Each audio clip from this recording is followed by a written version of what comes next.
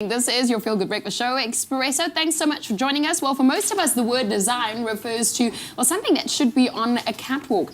And the one festival that is challenging this idea is, of course, the Open Design Cape Town Festival. They hope to challenge that idea and also put on a diverse demographic of communities, bringing them all together for what is going to be absolutely incredible, an interactive platform. Well, here this morning to chat about it is the Events and Festival Director, Christo Maritz. Welcome to the show. Thank you, and it's nice to be here. Oh, it's a pleasure. Earlier we spoke about it, the festival, what it is, Open Design Cape Town. It's making design accessible. Now, sometimes this just goes over our heads, but take us through it. What is it all about, especially when we think of the different designers, and especially when we think about how we're taking designs to the streets?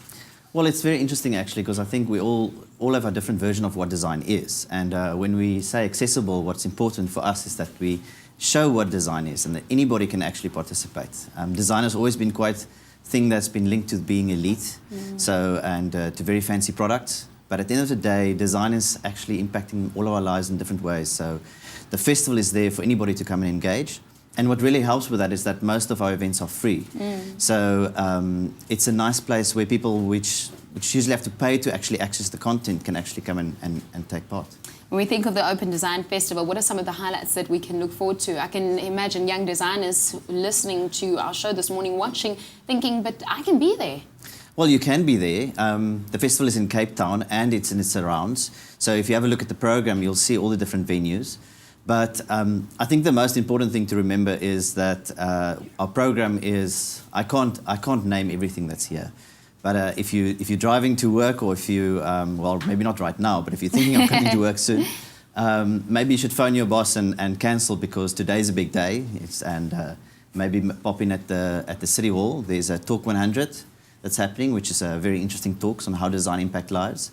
And then on this weekend, on Saturday, it's more of a family day, and anybody that's interested to choose design as a career can pop in on Saturday. And then the whole of next week, some very interesting stuff happening. Aspiring designers, how can they become involved in the Open Design? Well, the important thing to remember is that Open Design Festival is a platform. So it's not just about content that we provide and people come and take part in that content, but we actually invite anybody to participate in a way that actually hosts their own event.